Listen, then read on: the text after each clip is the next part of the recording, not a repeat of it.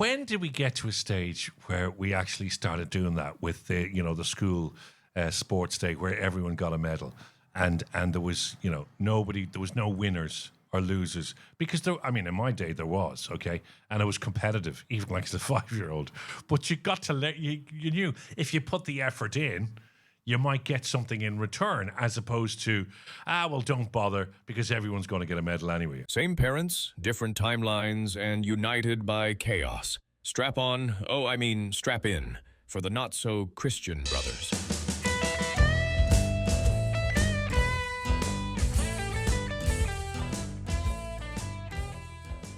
Welcome to Not So Christian Brothers, the pan-European version. Because if you get a little bit of this on video, Justin, you're in Malta. I'm in Mdina, which is if anybody has never been to Malta before, Mdina is one of the most incredible cities to be in. With the original part of the city is 4,000 years old. That's mad. It's really impressive. Why did they drop the E?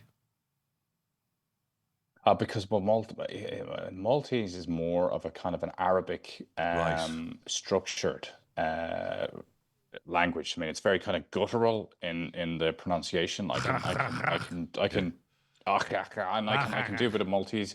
Yeah. Mella. They say mella all the time, which kind of means, well, maybe, whatever, right? Like prego. That's more in Maltese. Yeah. But grammatically, it's not a Latin-based language, so you get this kind of weird mix of European and Arabic sounding language. And English. But it's culturally, Malta's great because people are definitely a bit more laid back. You're on the way out of Europe. It's a little bit more chilled, and it's a nice vibe, and it's warm. I know it's hot in Ireland, but it's super hot, super warm here at the moment as well. What's next south from Malta?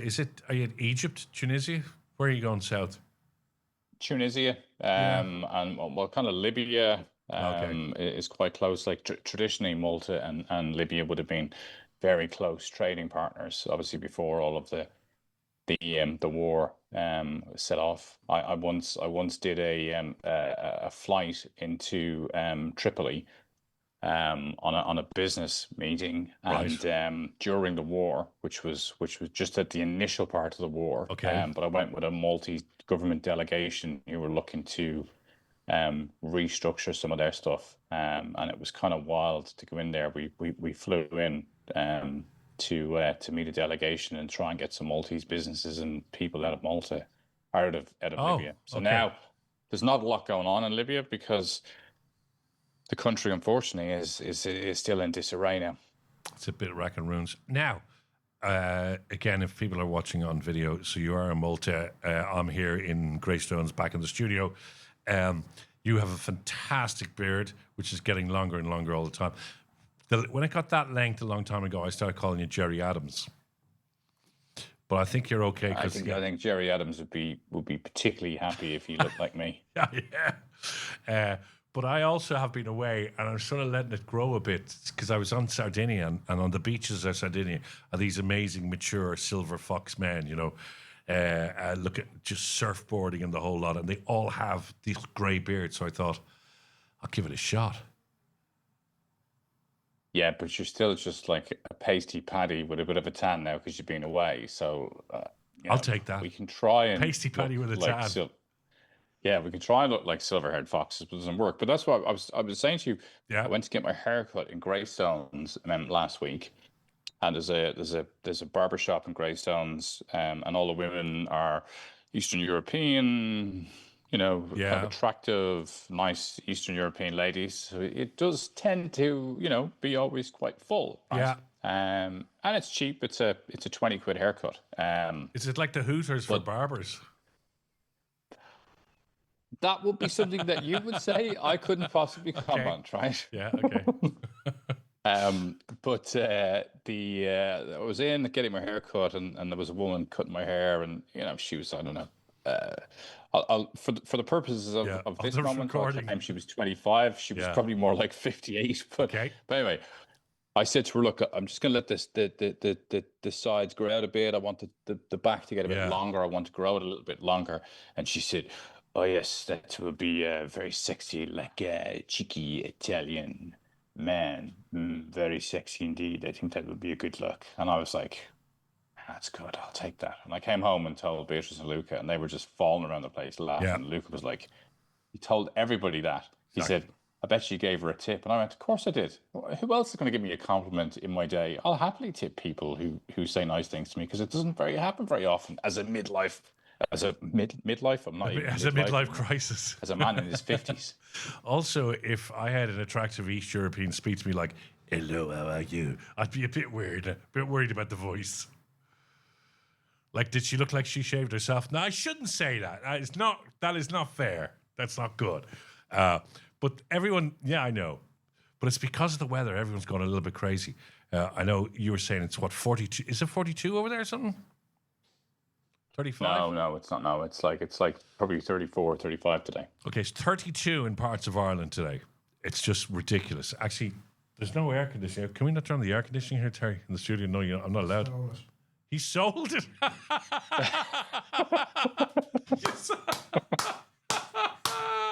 You sold on the hottest week. You sold the air conditioning. Oh, well, I'm heading But it off wasn't to getting used enough. It wasn't getting used enough. Brilliant. Right? It's only turned on, 5 times a year. Oh, so my God. If you had hung economies on, don't work. if you'd hung on to it for today, you would have got about $2,000 for it. Because, yeah. Yeah, but there's no benefit. I'm not there. You're there. So I don't need to worry about you sweating your But ass off. Terry's in his Captain Underpants at this moment. He's melting beside me. Yeah, he's actually. Oh, don't do that, Terry. Sorry. Don't Terry. No, you don't need any soft nudity. No. You need the body for that, Terry. So I was just looking across Europe actually this week, and I was just thinking about it. We are so not equipped for what is happening now in respect to temperature. It's like this. If this is the new norm, we need to get ready. There's some horrendous stories about some kids in France left in a car. They reckon the French say it could be as high as what it was back in 2008 or something, where they attributed 15,000 deaths to the weather. We're over here sweltering. The people taking their days off. They've cancelled gigs across Europe because they don't want people out in the heat. They cancelled the Spanish game, the big viewing in Madrid of the Spanish game in the World Cup, and it's all. I don't know. It's like this just seems something like it happens every now and then, but it's getting worse and worse and worse. They reckon Ireland is going to break records every week now till the end of July. So, like, it's climate change, but all we're doing is talking about it. What can we do? Well, okay, it is climate change to a degree, right? But it's also El Nino, which happens about every 10 years. And okay, now they're calling it like El Nino, being a little bit more severe. But if you go back to, I remember being back in Malta again in 2016, which is the last time El Nino happened. Okay. And I was on the way to a meeting in a taxi, and the taxi driver was telling me on the radio there was a warning telling people not to get in the sea because the Mediterranean was so hot that Wow. people were passing out when they were In the swimming sea. in the sea, right? Jeez, I think they said like the sea temperature had risen to like 24, 25 degrees, so people would swim in it and they'd overheat. Yeah. So you weren't getting the relief that you would normally get if you hopped into the water. So I think this El Nino, look, it's a seasonal thing. Somewhere else in the world right now, it's raining incredibly heavily because El Nino just moves that wave up and down the what do you call the thing in the middle? That's the equator line. The equator line. That's the one. Yeah. So as it moves up and down the equator, it just shifts. So yes, look, the world is getting warmer. I don't think we're at the point where it's going to end and we're all going to struggle because of climate change. But it's relevant. But I mean, But also, look, at the same time, isn't it nice, right? It was miserable. It was raining all the time for the entire winter, and now it's not. I know we'll always give out one way or the other. The people are obsessed with it. But I mean, if the weather actually has an effect whereby it can kill you, right? I suppose extreme weather will always kill you. But I mean, if we're just saying, oh, it's a really hot day out there, don't go out, you could die. I mean, if that's going to be the case. Just going to give you a little bit of Mdina here. So Justin is now moving to the square, Mdina. And, oh, God, yeah. Oh, I was there a couple of years ago. Mdina, that's right in the middle of Malta, isn't it? Yeah. Like, there's no river runs through it or anything. Island city. Right. We're looking now at the square and the trees and the bougainvillea at the I'm back. coming back in now because I may not have great reception out there, but there you go. For anybody who's on audio, if you reverse back, you can see a little bit of Mdina out the window. So, yeah, it is a beautiful city. But listen, I think hot weather events that when you talk about France losing 15,000 people, like there is just a natural call in terms of climate and how it impacts people, and hot weather or cold weather. So you can kind of get sucked into it. So it's a handy way of getting rid of old people without really anyone having to go, listen, we need to push you now off the edge. It's just get grandma there to wear 3 coats and get her out into Rome, and she'll be You go. Yeah. She's gone, right? Natural selection. And then natural selection, inheritance comes in, cha-ching. Yeah. I do think that we all live too long, and we're all too medically. We live too long. Yeah, like we have too many old people. We don't have enough taxes to pay for all of their care and support. So every so often, an event that just takes out it was an some interesting. of the cost. It was an interesting chap in the 40s had that idea as well. Yeah. Now, he didn't. He had no idea about the weather or anything, but but yeah, I'm not attaching any particular ethnicity to it. It's more age related that I'm focusing on. Oh, ageism. Okay, well that's all right. When you think about it, I mean, if we keep going the way we're going, and you said before you wanted to live till you're about 120, right? Once you're healthy, obviously, but you're not going to be. I mean, your brain will just be a bag of fudge. I don't agree. I mean, I think your brain will be a bag of fudge. My brain is a bag of fudge. Cigarettes and alcohol you consume. I have been clean for the last 10 years. I am focused on 120. Yeah, I know, but you're going to be surrounded by bags of fudge. Like you're going to be... Yeah, but I'm going to be the hottest bag of fudge going, right? I mean, if Beatrice has already left the planet, I'm thinking, well, maybe there's some other ladies in the 110, 115 bracket who want a little bit of elderly loving. Oh, Jesus. Okay, yeah. You may have to drop down the age a little bit there. Okay, what's this theory you have that life is a series of constant challenges? Which is true. It's just not always sunshine, and life is a series of good. That's not a theory, actually. Sorry. It sort of is, isn't it? I think it's more of a question of realism, right? I find that there's just too much positivity in terms of social media and this expectation that I should be able to have this and I should be able to do that, and also I know it's hard for young people to buy houses, and I know it's difficult to deal with inflation costs and everything else, right? But when you have this belief that society is not delivering something to you that it should be delivering to you, you then get obsessed and depressed, frankly, because you're thinking you're hard done by.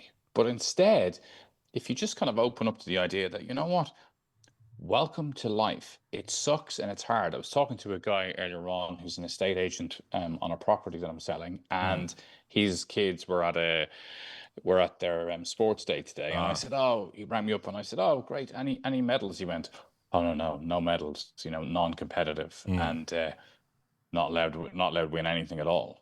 So like we are creating this in this generation where there's no expectation of competition. There's no expectation that life is going to be hard. But you know what?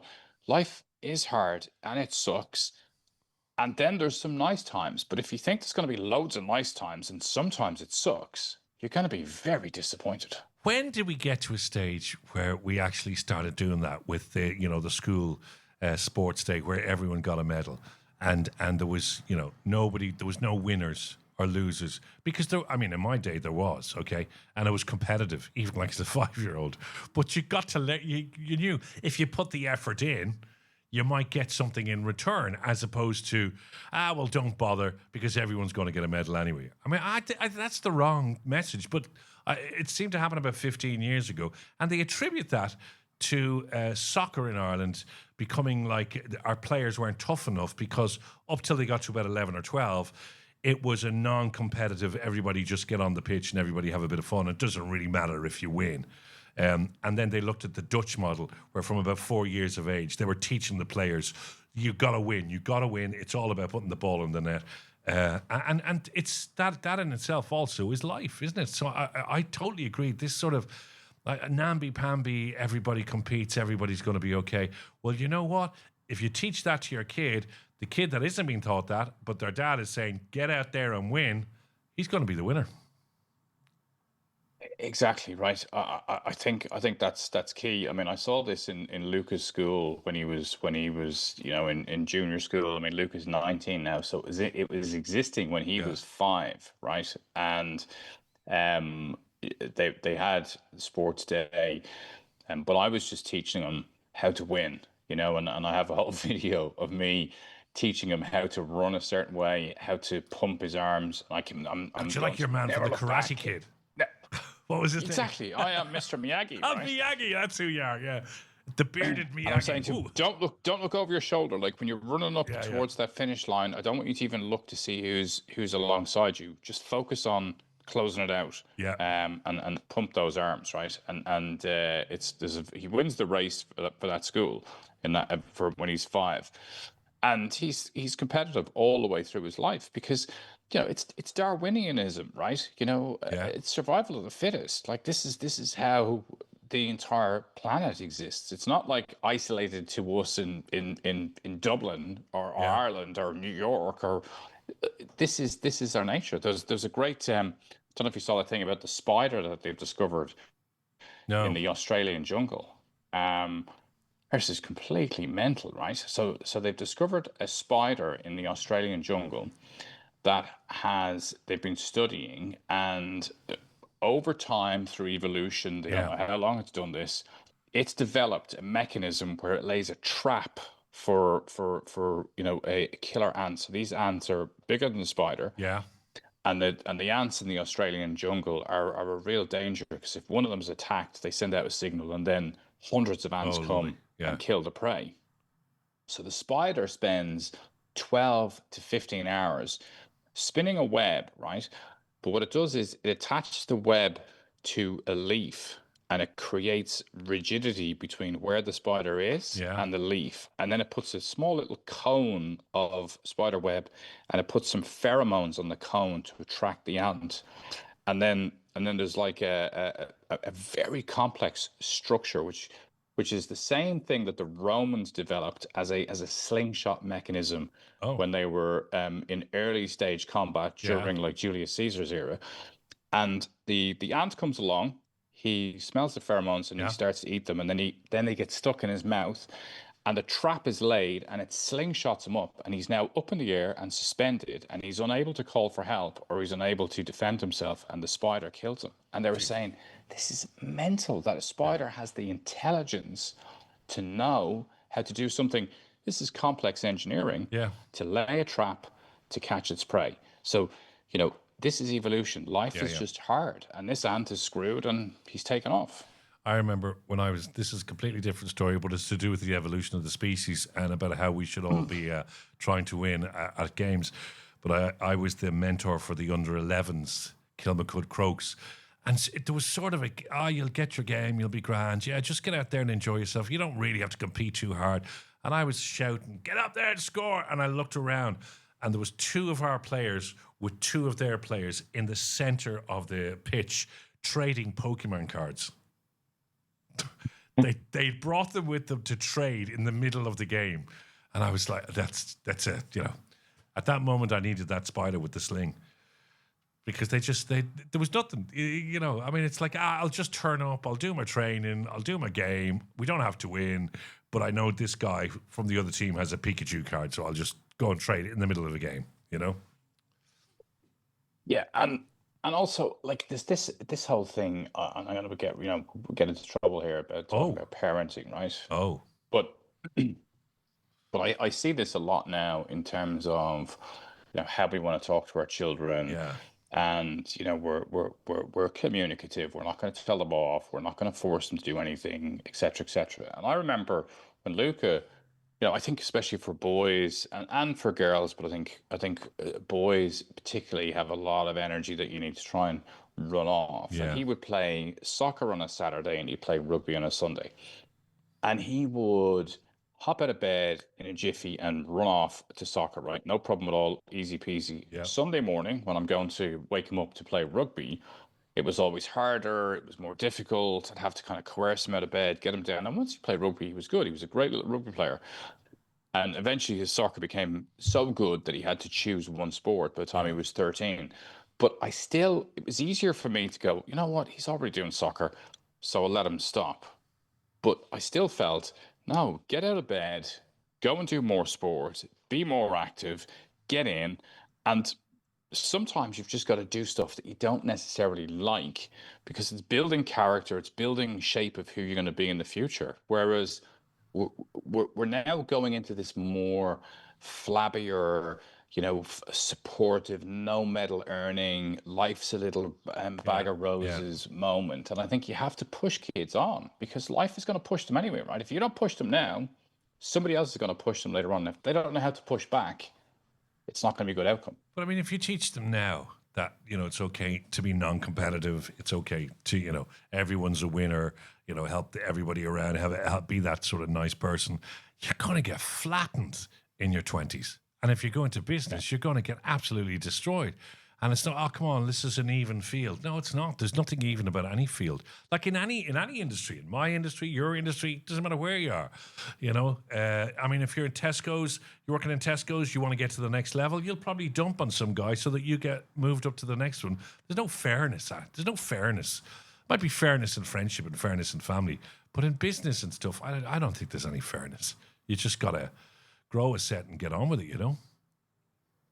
Yeah, I don't trust anybody. think there is fairness. No, I had a CEO once years ago on a radio station, and I remember I was the program director, and we were just getting to know each other, and he said, the one thing you've got to do is every member of staff is trying to screw you or steal something from the company. And if you think that way, then they'll never get an eye over you. And I'm thinking, Jesus, that's a really bad attitude to have every day when you come in to work. That he just sits there going, right, I look at the window. Every person has an angle out there that is trying to screw me in some way or screw the company. It's a bit mafioso, isn't it? Yeah, I mean, look, as an entrepreneur, I could probably reason some of that out in terms of the fact that if you own the business, right, and you're the shareholder and you're the CEO often, then you could do that, right? But equally, that's not a cohesive strategy longer term. But I do ascribe to the idea of trust. But check, right? So you want to give people some level of autonomy, you want to give people some level of trust, but you have to realize that generally, like if you go back to Darwinianism, if you go back to the spider and the ant, everybody is making their way through life trying to get theirs. And if you think that everybody really wants to give something up so that you can benefit, again, you're going to face an awful lot of disappointment in life. The reality is you've got to get yours and maybe try and do it without, steamrolling too many people along the way. But if you want to get on and you want to succeed and you want to get somewhere, you're going to have to suffer some pain and there's going to be a bit of conflict along the way. And it ain't going to be a case that everybody's going to get handed a medal. No. This guy fired the cleaning staff because this was the first thing. He was convinced the cleaning staff were trying to get one over him and weren't working well. So this is the chewing gum thing. You told me the story before. Yeah, right? Did I? Yeah. Okay, so he calls the cleaner in and says, "You're fired, Alan Sugar. You're fired." And she goes, "Why? We're doing a great job. We're cleaning up." No, you're not. Why not? 3 days ago, I put a little bit of chewing gum and I stuck it under one of the wash hand basins, and I went in 10 minutes ago, and it was still there. And he got rid of them. He set a trap. But that's honestly, that's David Brent's territory, yeah, isn't it? Or what's your man called in the American Office? Oh God, Steve Carell's character. Steve Carell's character. Can't remember what he's called now. Oh, I can't remember. But yeah, that's just cheesy, awful stuff, right? People like that should just be taken out and shot. Yeah, no leaders are allowed with that behaviour. I won't mention his name, but hey, add them to my call. Yeah, we'll add them old people in the heat and then bad leaders. He's actually a nice guy. He's a nice guy. It's just that was a bit over the top. OTT. It's funny. Will we go on to, or will we leave it till the next one? I've two great. The thing at the moment is, two things I want to talk about because we were going to share something, was that this is the time, this is the week when all of this secondary school, well, not the secondary school, but the primary schools go on their little summer break visit. They do, they go to the zoo, or they go to a petting zoo, or Hey, careful. a petting zoo, yeah. They go to a grooming area. No, but we have stories. I've one. We'll keep it for Sunday, will it? I've one about when we were taking second year in St. Aidan's, a bunch of Northsiders, troublemakers, and our tour was Stratford-upon-Avon, William Shakespeare's house, and one of the guys in my class shot an English bloke in the toilet. Is that a euphemism? No, he actually shot him. Now, I can reveal why, how, and when in our next episode on Thursday. And you have a story about where were you? You were in Paris. Yes, I have a story which I'll share. But look, I was also in St. Aidan's. Yes. And I also studied Shakespeare. Yes. And I think we should end this note by me just simply saying, shall I compare thee to a summer's day? Oh. Or was that Wordsworth? I think it was Shakespeare. That was Shakespeare. That was one of his sonnets. Yeah. No, you got that one. One of his sonnets, yeah. So there you go. I remember a lot of my poetry. As Shakespeare said, let it be. Oh, no, that was Paul McCartney. Okay. Right. That was too big. Anyway. Please, if anybody hasn't, can you come and subscribe, follow, get onto YouTube. You can see my little video outside of the wonderful town of Mdina. Thanks for your support. Hit us up on socials. We're on Instagram, Not So Christian Brothers, or hit me up, Justin Caffrey or Colm Hayes. We do respond to our comments. Yeah. The show is growing. Appreciate the feedback we're getting from everybody. Find us on Spotify, Apple, or wherever you get your podcasts. And those little stories we'll have on Sunday. Thank you for being here.